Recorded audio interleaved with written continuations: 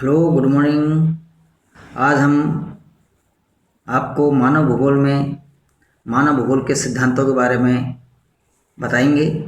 इससे पहले हमने मानव भूगोल के जो एक सिद्धांत है परिवर्तनशीलता का सिद्धांत, उसको बताया था। मानव भूगोल में तीन प्रकार के सिद्धांत है, तीन सिद्धांत है।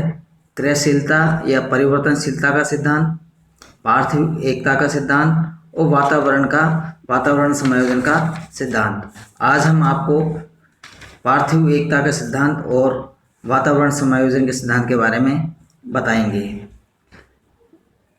भौगोलिक तथ्यों का पूर्ण रूप से अध्ययन करते समय इस बात का अवश्य ध्यान रखना चाहिए कि वातावरण के विभिन्न तथ्य आपस में एक दूसरे से घनिष्ठ संबंध रखते हैं।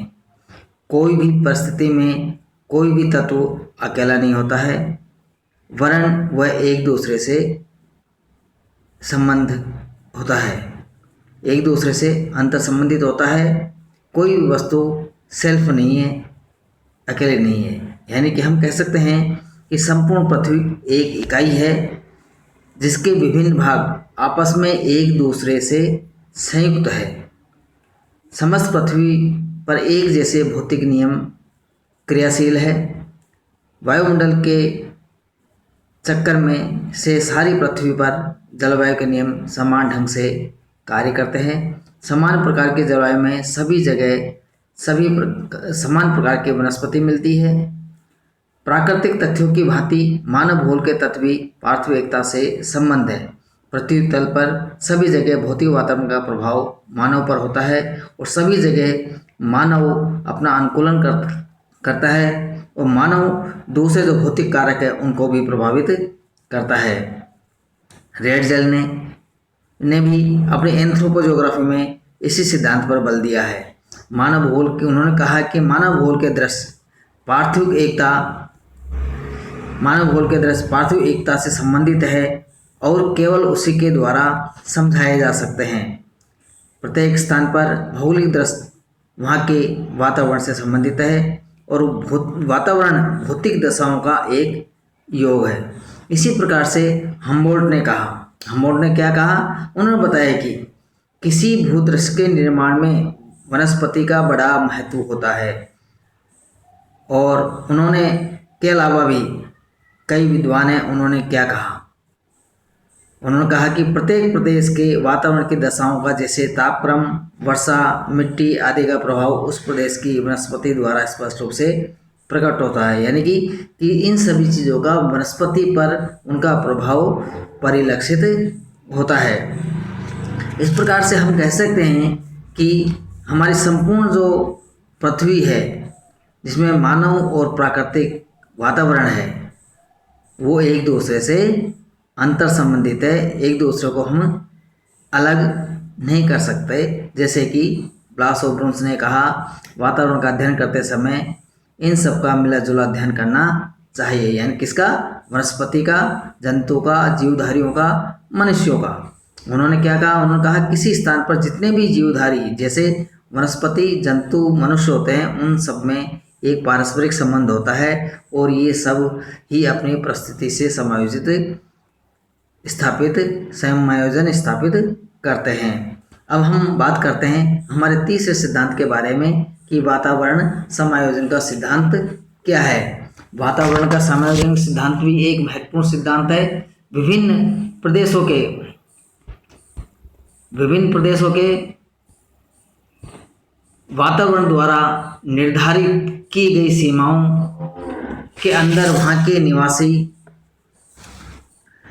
मानव वर्ग विभिन्न प्रदेशों के वातावरण द्वारा निर्धारित की गई सीमाओं के अंदर वहाँ के निवासी मानव वर्ग अपनी आवश्यकताओं, क्षमताओं और चॉइस के अनुसार वातावरण के साथ समायोजन करके उन प्रदेशों का क्षेत्र संगठन स्थापित करते हैं। भौगोलिक वातावरण के दो अंग हैं, प्राकृतिक वातावरण और दूसरा सांस्कृतिक वातावरण। इन दोनों ही प्रकार के वातावरण का प्रभाव मनुष्य के जीवन और क्रियाकलापों पर होता है तथा मनुष्य भी इन दोनों प्रकार के वातावरण में कुछ परिवर्तन करता है ताकि वह अपनी सत्ता बनाए रखे और उन्नति करे। प्राकृतिक वातावरण में प्रादेशिक स्थिति, भूमि की बनावट, जलवायु, मिट्टियाँ, खनिज पदार्थ, वनस्पति, जीव जंतु आदि होते हैं। ये प्राकृतिक तत्व मनुष्य के रहन सहन तथा क्रियाओं पर चयन की सीमाएं यानी लिमिट ऑफ चॉइस निर्धारित करते हैं और उन्हीं सीमाओं के अंदर मनुष्य अपने शारीरिक और आर्थिक क्रियाकलापों का समन्वय स्थापित करता है। सांस्कृतिक वातावरण मनुष्य के द्वारा निर्मित किया हुआ भूदृश्य होता है, जिसमें मानव निवास, गृह, आवागमन के साधन, सिंचाई के साधन, परिवहन, संचार के साधन, आर्थिक व्यवसाय, खेत, कारखाने, बैंक, राजनीतिक संस्थाएं आदि सम्मिलित होते हैं। प्राकृतिक और सांस्कृतिक वातावरण के ये भिन्न भिन्न तत्व मनुष्य के भोजन, वस्त्र, निवास व्यवस्था और सामाजिक संस्कृति पर प्रभाव डालते हैं। मनुष्य उनके प्रभाव के अनुसार ही अपने रहन सहन का अनुकूलन करता है और इसके अलावा वातावरण में भी कुछ परिवर्तन करता है। इन क्रियाओं को ही वातावरण का समायोजन कहते हैं। वातावरण में परिवर्तनों को मनुष्य अपनी आवश्यकताओं, शक्तियों और रुचियों के अनुसार करता रहता है। यानी कि जिस प्रकार का वातावरण होता है उसी प्रकार मानव अपनी गतिविधियां संचालित करता है, अपनी आर्थिक क्रियाएं करता है और उसी प्रकार का एक सांस्कृतिक वातावरण स्थापित हो जाता है, एक प्रादेशिक संगठन स्थापित हो जाता है। मानव उनको प्रभावित करता है, परंतु शुभ मानव भी उनके आधार पर ही ये सब स्थापित करता है। इस प्रकार से आज हमारा ये आर्थिक मानव भूगोल के सिद्धांत संपूर्ण हुए। इसके बाद हम अगला जो है वो लेंगे वातावरण और मानव के क्या संबंध है, उनसे किस किस प्रकार की संकल्पनाएं स्थापित हुई है। थैंक यू, धन्यवाद।